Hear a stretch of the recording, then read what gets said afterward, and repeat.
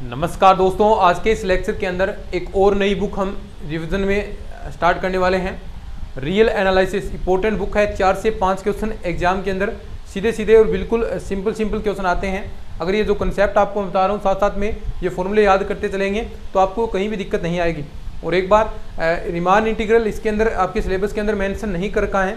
वैसे मैंने आपको पढ़ाया था जब ये पूरी रियल एनालिसिस करवाई थी, 25 क्लासेस हुई थी इसकी, लेकिन अब रिवीजन में 4-5 क्लासेस के अंदर हम इस चीज़ को पूरा अच्छे से कंप्लीट कर लेंगे। रीमान इंटीग्रल इस बार हम नहीं करेंगे। अगर जो थोड़ा बहुत कोई करना चाहे तो वो क्लासेस आपको मैंने क्लासेस में करवा रखा है, क्योंकि कई बार क्वेश्चन है वो जो टॉपिक हटाया जाता है उसमें भी कई बार पूछ लिया जाता है। बाकी चांसेस कम है कि आरपीएससी आपसे पूछे, तो रीमान इंटीग्रल आप चाहें तो पढ़ सकते हैं, बाकी कोई ज़रूरत नहीं है। और बाकी जो टॉपिक हैं वो हम आने वाले 4 या 5 क्लासेज में अपने कंप्लीट कर लेंगे। फिर इसके कुछ क्वेश्चन प्रैक्टिस के लिए हम करने वाले हैं। तो चलिए शुरू करते हैं। रियल एनालिसिस बुक अपनी स्टार्ट हो चुकी है। रियल एनालिसिस पूरा संपूर्ण कोर्स हम रिवीजन कर रहे हैं, ना कि मैंने आपको यूट्यूब पर बिल्कुल फ्री ऑफ कॉस्ट कोर्स कराया है। इसके बावजूद आपको मैंने रिवीजन भी स्टार्ट किया है कि आप चीज़ें ज़्यादा से ज़्यादा चीज़ें याद कर सकें, ज़्यादा से ज़्यादा प्रैक्टिस कर सकें, ये भी मैंने कोशिश की है। तो होपफुली आपको ये सेशन है, जो ये क्लासेस आपको मैं लगा रहा हूँ आपके लिए, आपको पसंद आ रही हैं। आपके कमेंट्स भी आते हैं, यानी अपने और भी आप देखिए जो कमेंट्स नहीं करते वो भी कमेंट्स करें, आप अपना हौसला बढ़ाएं ताकि और भी हम इस तरह बेहतरीन तरीके से काम आपके लिए कर सकें। तो चलिए शुरू करते हैं रियल एनालिसिस।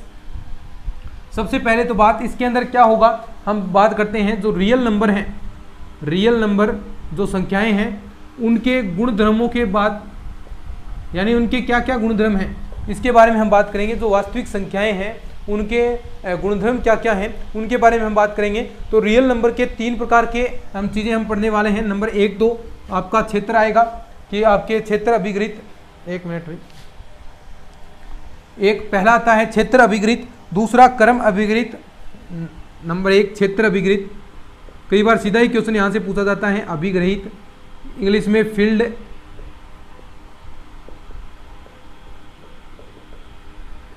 दूसरा आपका क्रम अभिगृहित, क्रम अभिगृहित ऑर्डर एक्सियोम कह सकते हैं, और तीसरा क्रमित अभिगृहित या क्रमित क्षेत्र कह सकते हैं, क्रमित अभिगृहित।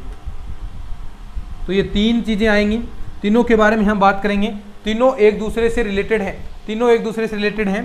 क्षेत्र अभिगृहित क्या होता है, क्रम अभिगृहित क्या होगा, क्रमित अभिगृहित क्या होगा, और इसके अंदर और भी बहुत सारी छोटी छोटी चीजें आएंगी, वो साथ साथ हम चीजें चलते रहेंगे। तो सबसे पहले हम बात करते हैं क्रम अभिगृहित, क्षेत्र अभिगृहित के बारे में। क्षेत्र कौन कौन सा होगा, फिर तीनों की एक साथ हम तुलना करने वाले हैं। नंबर 1 क्षेत्र अभिगृहित, और यहां से एक क्वेश्चन आपका बनेगा इस क्लास से, तो थोड़ा ध्यान से इस चीज को समझ लेना। नंबर 1 है फील्ड एक्सियोम्स या फिर क्षेत्र अभिगृहित। ठीक है, मान लीजिए आपके पास कोई सेट है अफ, इसके अंदर कम से कम 2 अवयव तो जरूर होने चाहिए, तभी ये चीजें लागू होगी। तो कम से कम 2 अवयव एक अफ के अंदर होने चाहिए। अब ये अफ है, ये अफ आपका जो सेट आपने लिया है ये क्षेत्र कहलाएगा। कब क्षेत्र कहलाएगा, यदि जो ये एफ है एक तो प्लस संक्रिया के लिए, यानी जो आप ले रहे हैं ये आपका प्लस और डॉट संक्रिया के लिए, प्लस और डॉट संक्रिया के लिए या गुणा संक्रिया के लिए क्या हो। सबसे पहली बात, प्लस के लिए तो क्या हो, आबेली ग्रुप हो। इसी प्रकार डॉट के लिए भी, गुणा के लिए भी क्या हो, आबेली ग्रुप हो। यानी सारी प्रॉपर्टी लगनी चाहिए। अब ग्रुप की जितनी भी प्रॉपर्टीज हैं वो अगर कोई आप सेट ले रहे हैं, कोई भी सेट ले लीजिए, कम से कम 2 एलिमेंट उसके अंदर होने चाहिए। अब वो उन सेटों के मध्य एक रिलेशन बनेगा, कौन सा, एक तो प्लस संक्रिया के लिए वो आपका ग्रुप होना चाहिए, एक आबेली ग्रुप होना चाहिए, और डॉट संक्रिया के लिए भी आबेली ग्रुप होना चाहिए। कैसे, देखो सब जानते हैं, ग्रुप हमने ग्रुप थ्योरी के अंदर पढ़ा था। ग्रुप के अंदर क्या क्या चीज़ें आती हैं मैं पहले बता देता हूँ। नंबर 1 तो संवृत नियम होना चाहिए, ठीक है। दूसरा उसके अंदर साहचर्यता होनी चाहिए, एसोसिएटिविटी होनी चाहिए। उसके तस्मक का मौजूद होना जरूरी है। आप जानते हैं प्लस संक्रिया के लिए तस्मक 0 होगा, गुणा संक्रिया के लिए 1 होगा। इसके प्रतिलोम का भी अस्तित्व होना चाहिए। प्लस संक्रिया के लिए प्रतिलोम क्या होगा, माइनस का हो जाएगा, यानी 5 है तो प्लस संक्रिया अगर हम लगाएं तो -5 क्या होगा इसका प्रतिलोम, क्योंकि तत्समक अवयव प्रतिलोम वही होता है जिससे किसी अवयव के साथ हम संक्रिया लगाएं तो उसमें उसका तस्मक हमें प्राप्त हो जाए। तो देखिए 0 हमें प्राप्त हो जाए, 5 के साथ -5 आप ऐड करेंगे तो 0 आपको प्राप्त हो गया, यानी माइनस क्या है आपका प्रतिलोम है, और 0 क्या हो गया तस्मक। और गुणा संक्रिया के लिए तस्मक क्या होता है, 5 का तस्मक, गुणा संक्रिया के लिए 1 होता है तस्मक, और प्रतिलोम कितना होगा, मान लीजिए 5 है तो उसका तस्मक कितना हो जाएगा 1/5, 5 को 1/5 से गुणा कराएंगे तो आपको 1 मिलेगा, यानी तस्मक आपको प्राप्त हो जाएगा। तो ये चीज़ें होती हैं, और एक क्रम विनिमयता।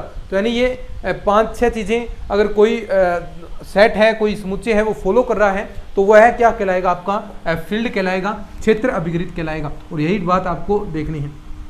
जैसे अभी हम बात करेंगे नंबर 1, सबसे पहले उदाहरणों की बात करते हैं कि कौन कौन सा फील्ड हो सकता है आपका।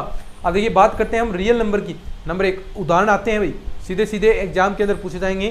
3 उदाहरण तो आपको याद रखने हैं। एक तो रियल नंबर का, ठीक है, यहाँ से सीधा पूछा जाएगा रियल नंबर, और एक आपकी प्रीमिय संख्या, और एक आपकी समिश्र संख्या। अब तीनों से रिलेटेड जो 3 हमने पढ़े हैं, देखो क्षेत्र अभिगृहित पढ़ेंगे, क्रम अभिगृहित पढ़ेंगे, और उसके बाद क्रमिक क्षेत्र, यानी तीनों में अलग अलग चीजें चेंजेस होंगी। तो ये तीनों चीजें आपको याद रखनी है, और तीनों संख्याओं के लिए। अब देखिए सबसे पहला जो क्षेत्र अभिगृहित है वो तीनों संख्याओं के लिए होगा, यानी जो तीनों है, चाहे आपकी रियल नंबर है तो भी वो क्षेत्र अभिगृहित होगी। कैसे होगी अभी बात करेंगे। आपका जो कॉम्प्लेक्स नंबर है समिश्र संख्या वो भी क्षेत्र अभिगृहित होती है, और साथ साथ में जो आपकी प्रीमिय संख्या है वो भी क्षेत्र अभिगृहित होती है, तीनों होती है। लेकिन क्रम अभिगृहित के अंदर आपकी कॉम्प्लेक्स नंबर नहीं आएगी, 2 आएगी, और फिर लास्ट होगा उसके अंदर केवल मात्र रियल नंबर आएगी। तो यानी ये देखो लगातार चीजें कम होती जा रही है ना, तो इस तरह आपको याद रखना है। पूछ सकता है आपसे कि क्रमिक क्षेत्र निम्न में से कौन सा होगा, है ना। तो ये थोड़े से डाउट्स आपको हो सकते हैं, तो अच्छे से हम इनको क्लियर करेंगे। तो अभी हम एग्जाम्पल करते हैं इनका। देखिए बात करते हैं क्षेत्र के उदाहरण। क्षेत्र के उदाहरण कौन कौन से हो सकते हैं।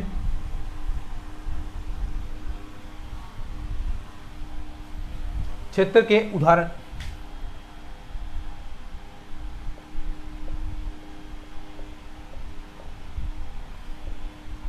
नंबर 1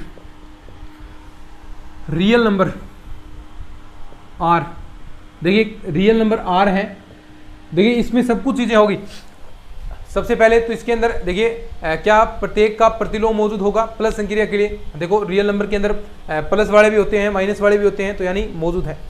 बात करते हैं तस्मक अवयव, आ गया प्रतिलोम भी है, तस्मक अवयव 0, R के अंदर 0 भी है, गुणन के लिए तस्मक 1 है तो 1 भी है, क्रम विनिमय नियम भी रियल नंबर फॉलो करता है। तो ये चीज आपको ध्यान में रखनी है। जो R है, R क्या है आपका क्षेत्र है। दूसरी बात करते हैं Q की, यानी प्रीमिय संख्या।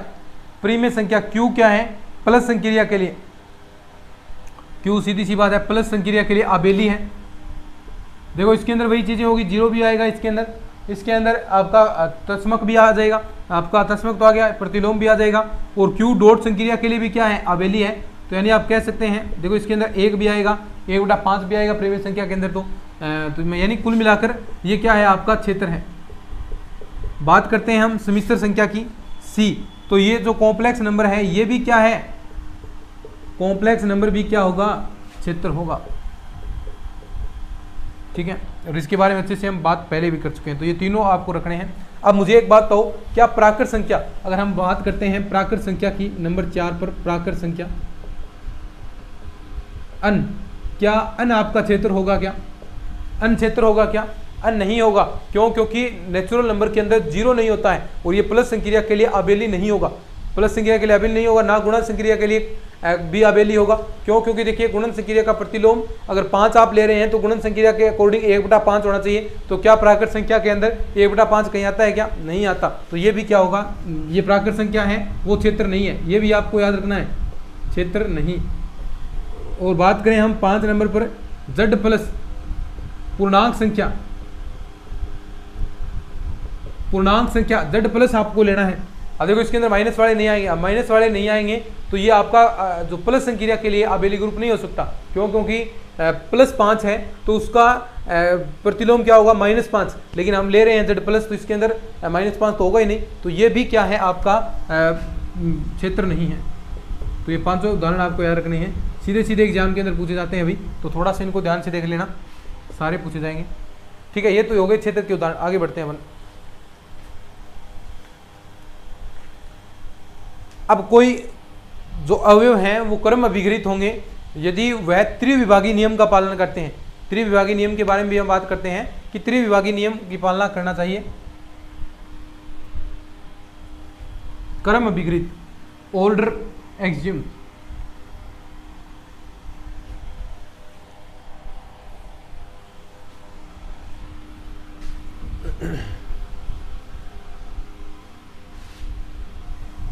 मान लीजिए आप में कोई दो अवयव ए बी हैं, तो वो आपके क्रम अभिगृहित, देखो आगे आता है 2 नंबर है ये क्रम अभिगृहित,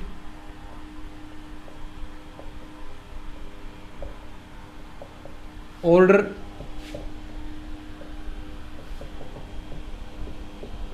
एक्सियम।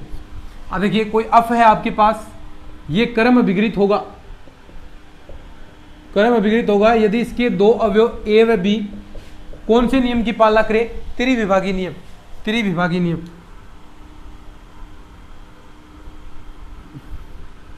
त्रिविभागीय नियम देखते हैं अभी क्या होता है।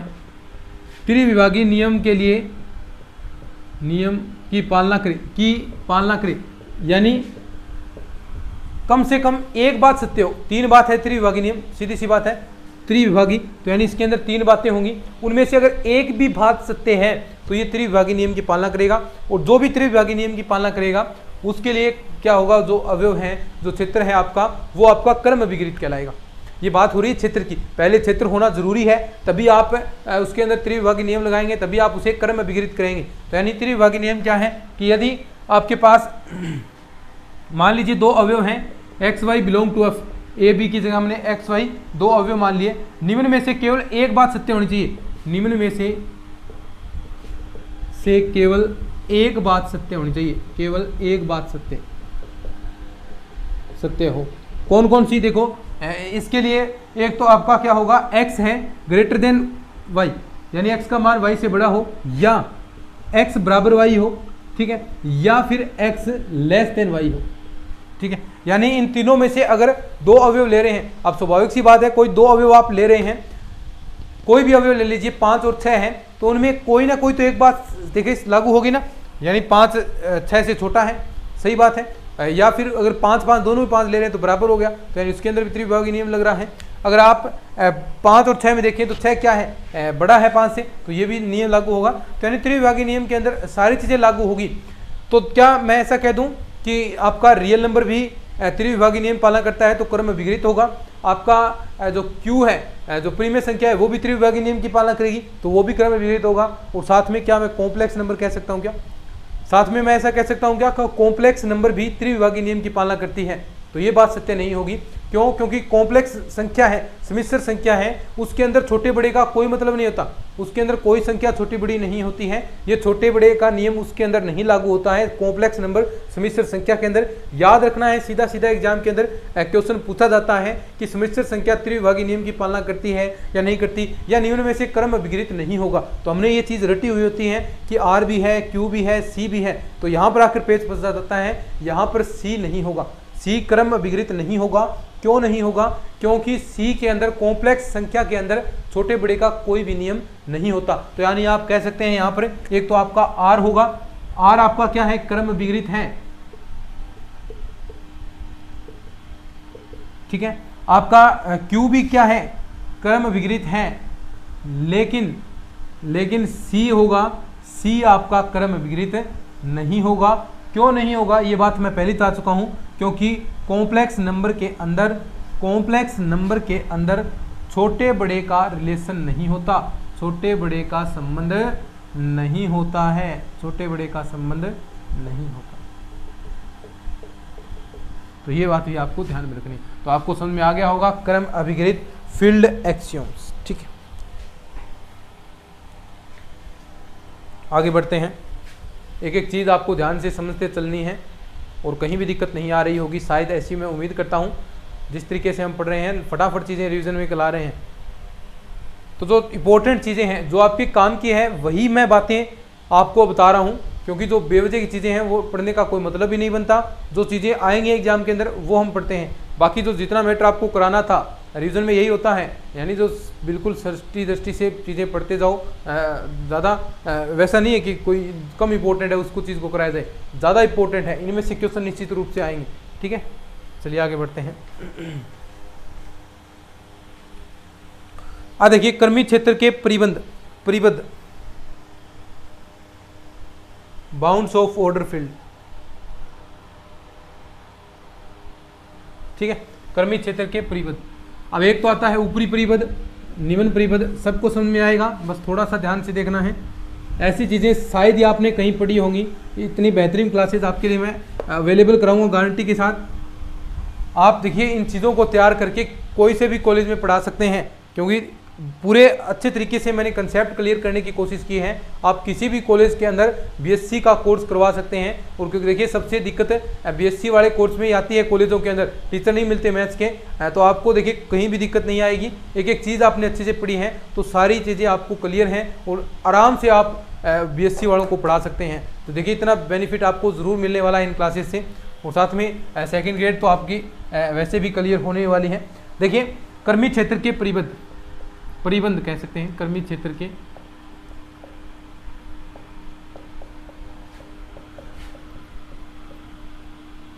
परिबंध, कर्मी क्षेत्र के परिबंध bounds of order field, bounds of ordered field, बिल्कुल सिंपल सी बात है, बिल्कुल भी दिक्कत नहीं है। देखो सबसे पहले एक बात होती है ऊपरी परिबंध, एक आता है निम्न परिबंध।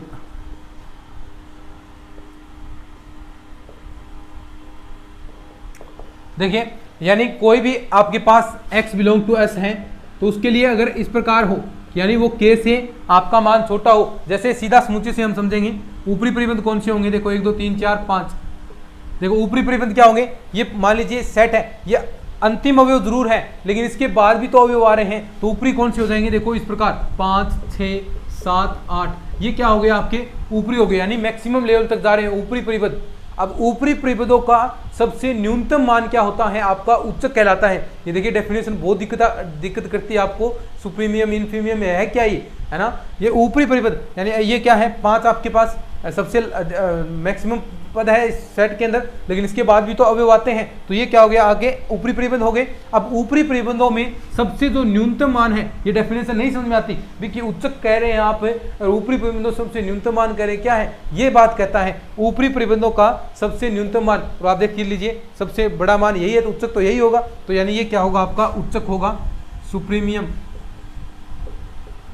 और ऐसा ही निम्न परिबंधों में, अब निम्न देखो इसके नीचे भी तो जाएंगे अवयव, तो निम्न क्या हो गया, इसके नीचे देखो 1 0 आ गया, -1 आ गया, माइनस का 2 आ गया, ऐसी ऐसी चीजें चलती जाएंगी। तो निम्न परिबंधों में हम बात करते हैं इनफीमियम निम्नक की। निम्न परिबंधों में सबसे बड़ा मान, निम्न परिबंध कौन से हैं ये रहे, और इसमें सबसे बड़ा मान कौन सा है ये रहा। तो निम्न परिबंधों में सबसे बड़ा मान, निम्न परिबंधों में सबसे बड़ा मान क्या होता है,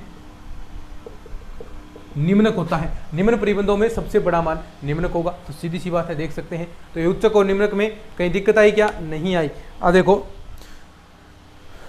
निम्नक और उच्चक हैं वो अद्वितीय होंगे, कोई भी समुच्चय है उसके अद्वितीय मान होंगे। यहाँ पर निम्नक 2 नहीं हो सकते, उच्चक 2 नहीं हो सकते, निम्नक और उच्चक हैं वो अद्वितीय होते हैं, एक ही वैल्यू देंगे।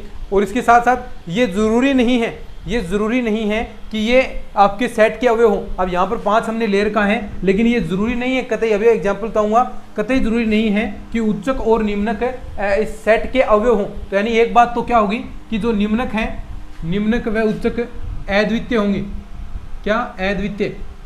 दूसरी, समुच्चय के अवयव होना आवश्यक नहीं, समुच्चय के अवयव होना आवश्यक नहीं, अवयव होना आवश्यक नहीं। तो ये भी कोई जरूरी नहीं है कि वो आपके समुच्चय के अवयव हों, ये भी कोई जरूरी नहीं है कि वो समुच्चय के अवयव हों, और ये जरूरी होता है कि वो अद्वितीय होंगे, यानी इतनी फिक्स बात है। ठीक है, एक दो क्वेश्चन करेंगे अपन।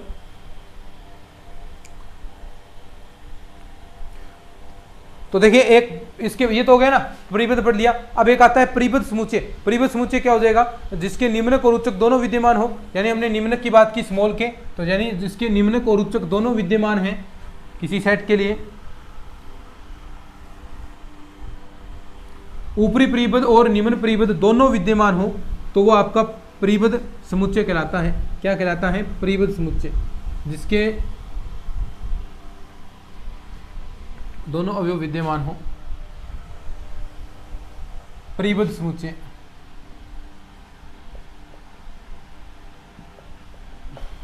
Bounded set.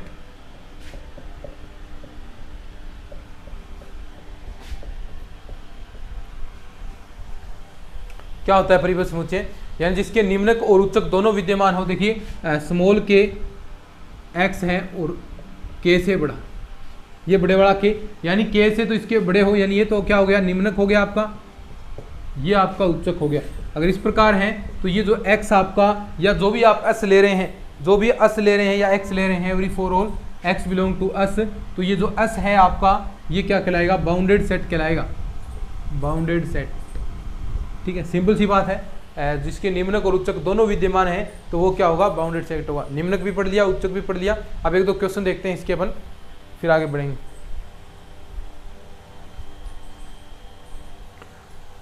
अभी मैंने एक बात बताई थी कि जो प्रत्येक अपरिमेय समुच्चय अपरिबद्ध होना आवश्यक नहीं। एक हमने बात की कि जो निम्नक और उच्चक है वो जो सेट है उसके अवयव होना जरूरी नहीं है। तो जैसे एक सेकंड ग्रेड 2016 के अंदर क्वेश्चन पूछा गया है, सेकंड ग्रेड 2016 के अंदर क्वेश्चन पूछा गया है, सेकंड ग्रेड 2016 के अंदर 2016 क्वेश्चन क्या था, देखिए अस बराबर आपको दे रखा है 1/n, n belong to n। अब देखो इसमें हम n वैल्यू रखनी है, तो देखो एक तो यहाँ पर 1 आ गया, फिर उसके बाद 1/2 आएगा, फिर 1/3 आएगा, फिर 1/4 आएगा, फिर 1/5 आएगा। अब देखो आगे आगे ऐसा चलता जाएगा। अब हमें निकालना आना चाहिए। अब देखो हम निकाल सकते हैं कि ये कहाँ तक बढ़ रहा है। और एक बात ध्यान रखना, देखिए n टेंड्स टू इन्फिनिटी लगाएंगे, जो एलिमेंट आएगा, जो अवयव आएगा, वो याद रखना वो कभी भी इस सेट का अवयव नहीं होगा। जो यानी जो अवयव आ रहा है, अब देखो हमें पता चल रहा है कि लास्ट में कहाँ तक जा रहा है, 0 की ओर अगर शुरू हो रहा है, 0 की ओर, तो ये 0 कभी भी सेट का अवयव नहीं होता। यानी जहाँ पर आप लिमिट लगाते हैं, limit n tends to infinity 1/n करेंगे, तो देखिए n इन्फिनिटी रखेंगे तो 0 मान आया। अब ये 0 इस सेट का अवयव नहीं होगा। ठीक है, तो देखिए इसका निम्नक क्या होगा, निम्नक तो देखिए निम्न परिबंधों का निम्न मान 1 हो गया। उच्चक देखिए, उच्चक तो 1 होगा, जो ऊपरी परिबंध है उच्चक क्या होगा, 1 होगा, यानी सबसे बड़ी वैल्यू क्या है, 1 है। और निम्न परिबंधों को में न्यूनतम मान क्या है, किस ओर अग्रसर हो रहा है, 0 की ओर, तो ये इसका निम्नक है। तो क्या 0 इसका अवयव है, क्या नहीं है। तो ये बात मैंने आपको बताई थी कि जो निम्नक और उच्चक हैं वो समुच्चय के अवयव होना आवश्यक नहीं है। ये जरूरी नहीं है कि उसके अवयव होंगे, है ना, हो सकते हैं, होते हैं लगभग, लेकिन ये जरूरी नहीं है कि वो उसके अवयव होंगे ही होंगे, है ना। तो ये भी आपको ध्यान में रखना है। समझ में आ गया? ठीक है, लिख लो।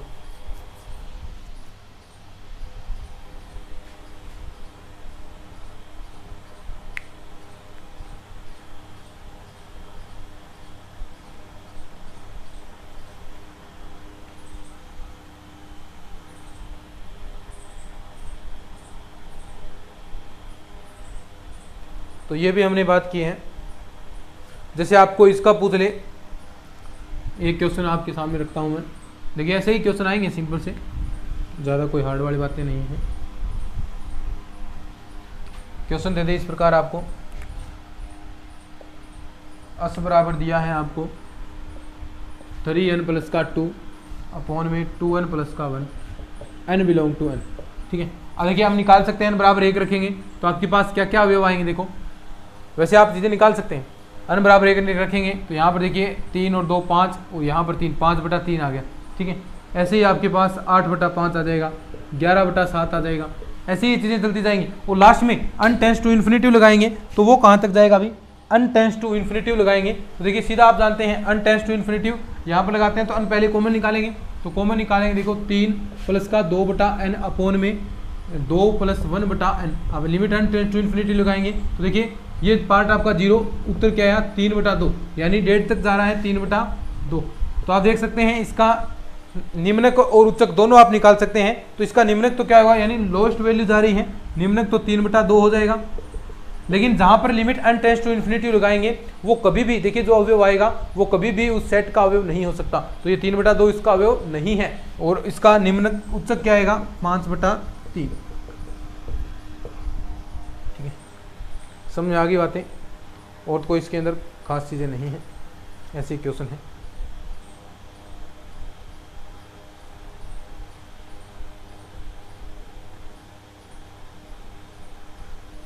अब देखो पूर्ण कर्मित क्षेत्र क्या होगा, पूर्ण कर्मित क्षेत्र लास्ट तीसरा बचा है पूर्ण कर्मित क्षेत्र, यानी ऐसा सेट जिसके निम्नक और उच्चक उसी के अंदर विद्यमान हो, ऐसा सेट जिसके निम्नक और उच्चक उसी सेट के अंदर मौजूद हो, तो वो क्षेत्र क्या कहलाएगा, पूर्ण कर्मित क्षेत्र कहलाएगा। अब एक चीज और कम हो जाएगी यहां पर, देखना कौन सी कम होगी,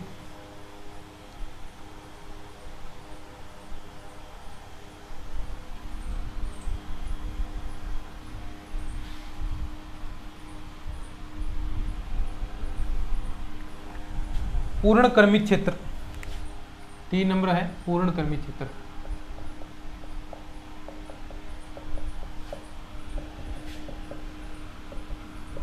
क्या होता है पूर्ण कर्मित क्षेत्र, सिंपल सी बात है, यानी कोई भी आपके पास सेट है, अब मान लीजिए उसके उच्चक व निम्नक अफ के अंदर ही विद्यमान हो, तो डेफिनेशन लिख सकते हैं यहां पर क्या कि वह कर्मित क्षेत्र जिसके उपसमुच्चय का उच्चक व निम्नक अफ में विद्यमान हो, वह कर्मित क्षेत्र, वह कर्मित क्षेत्र क्षेत्र जिसके उपसमुच्चय का उच्चक व निम्नक, जिसके उपसमुच्चय का उच्चक व निम्नक अफ में ही विद्यमान हो, निम्नक अफ में ही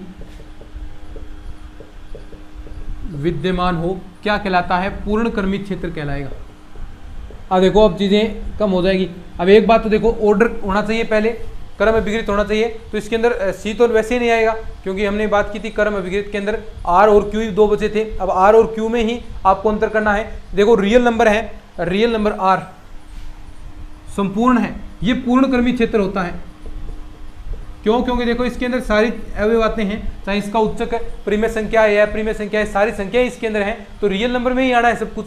देखो रियल नंबर तो पूरा सभी संख्याएं होगी, तो इसके अंदर कोई भी इसका उच्चक आए कोई भी निम्नक आए, वो रियल नंबर के अंदर ही आना है, तो यानी रियल नंबर आपका होगा। लेकिन बात करें क्यू की, क्यू के अंदर क्या है, ये पूर्ण कर्मित क्षेत्र है क्या, नहीं है, नहीं है। क्यों नहीं है भाई ये पूर्ण कर्मित क्षेत्र, क्यों नहीं है, क्यों, क्योंकि देखो क्यू के अंदर क्या आती है, परिमेय संख्याएं आती हैं। अब ये जरूरी नहीं है कि जो इसका उपसमुच्चय ले उसका उच्चक है वो परिमेय संख्या ही आए, अपरिमेय संख्या भी हो सकती है, लेकिन अपरिमेय संख्या उच्चक आएंगी तो देखिए क्यू के अंदर तो वो मौजूद वैसे ही नहीं होंगी। सेट आपने क्यू लिया है, परिमेय संख्या है इसके अंदर, अपरिमेय नहीं है, लेकिन दो परिमेय संख्याओं के बीच में अनंत अपरिमेय संख्या भी होती हैं, उनमें उच्चक वो भी आ सकता है। अब देखो वो संख्या ही मौजूद नहीं है, तो इसका उच्चक आप कैसे कह सकते हैं कि वो वही सेम टू सेम क्यू होगा, तो क्यू आपका नहीं होगा। ओवरऑल एक बात आपको ध्यान में रखनी है, क्या, देखो हमने बात की थी सबसे पहले क्षेत्र के अंदर, क्षेत्र के अंदर तीनों थे आर क्यू सी, ठीक है। बात की हमने कर्म विगृहित के अंदर, कर्म विगृहित के अंदर के आर और क्यू था। बात हम कर रहे हैं कर्मित क्षेत्र की, कर्मित क्षेत्र, तो इसके अंदर देखो आर आर होगा, तो ये तीनों चीज़ें आपको याद रखनी है। ओवरऑल यही चीज़ें आपके काम आएंगी, तो मेरे ख्याल से आपको समझ में आ गया होगा। बाकी कोई इसके अंदर ऐसे क्वेश्चन है सेकंड ग्रेड 2018 के अंदर जो चीज़ें मैंने करवाई हैं सेम टू सेम चीज़ें। अब एक आता है आर्किमिडियन गुणधर्म, सिंपल सी बात है, आर्किमिडियन गुणधर्म ये क्या होता है,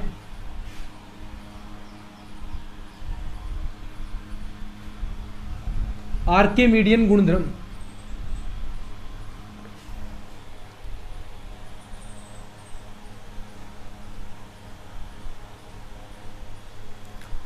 आर्किमिडियन गुणधर्म देखिए सिंपल सी बात है, आर्किमिडियन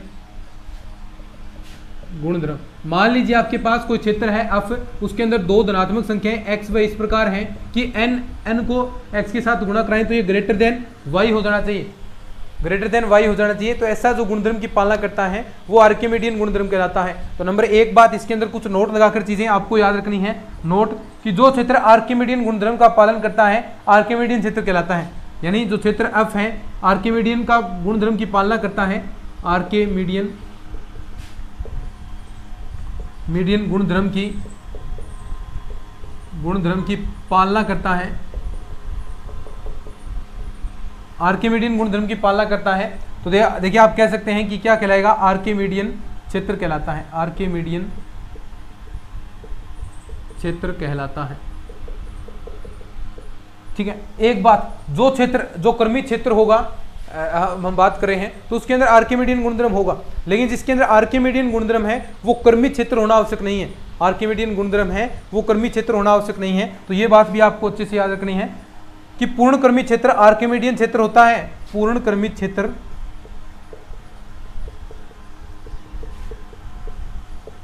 आर्किमिडियन क्षेत्र होता है, लेकिन इसका विलोम सत्य नहीं है। लेकिन इसका विलोम सत्य नहीं है। ये बातें याद रखनी है भाई, काम की दृष्टि है, ये काम की बातें हैं, गोल्डन लाइंस हैं। आर्किमिडियन कोई कर्मी क्षेत्र है वो आर्किमिडियन होगा, लेकिन जो आर्किमिडियन है वो कर्मी क्षेत्र नहीं हो सकता। उदाहरण सीधा आपको पता है कौन सा, क्यू। क्यू है परिमेय संख्या। क्यू क्या है, आर्किमिडियन गुणधर्म की पालना करेगा। यानी कोई भी आप दो धनात्मक संख्या ले लीजिए, उसको किसी अन्य संख्या से गुणा कराएंगे तो वो ग्रेटर देन आ जाएगा, नेक्स्ट ग्रेटर देन वाई। तो क्या आर्किमिडियन तो है, क्या ये कर्मी क्षेत्र है? क्या अभी हमने बात की कर्मी क्षेत्र ये नहीं था, ये कर्मी क्षेत्र आपका नहीं था। तो यानी आर्किमिडियन है वो जरूरी नहीं है कि वो आपका कर्मी क्षेत्र हो। तो इसी के साथ आपका ये एक चैप्टर कंप्लीट हो गया। इसके अंदर एक क्वेश्चन आपका कन्फर्म बनता है। देखिए लगातार एक क्वेश्चन आया और बिल्कुल सिंपल सा क्वेश्चन आता है, कोई हार्ड नहीं आता। तो ये ऐसे बुक है, इसके अंदर आपको करना ही करना चाहिए। तो मेरे ख्याल से आपको समझ में आया है। इस क्लास को शेयर करेंगे, चैनल को भी सब्सक्राइब करेंगे। रोजाना आधे घंटे के अंदर हम जो हम पहले क्लासेस पढ़ रहे थे, 3-3 4-4 क्लासेस का मैटर आधे घंटे में आपको मैं कंप्लीट याद करवा रहा हूँ। बशर्ते आप साथ साथ में रिवीजन जरूर करते रहें। रिवीजन करेंगे, साथ में प्रैक्टिस करेंगे तो कहीं दिक्कत नहीं आएगी, कोई ऐसा भय वाली बात नहीं है। तो ठीक है, सभी को बेस्ट ऑफ लक, ऐसी चीज़ें पढ़ते रहें। चलिए आज की इस वीडियो में इतना ही, धन्यवाद।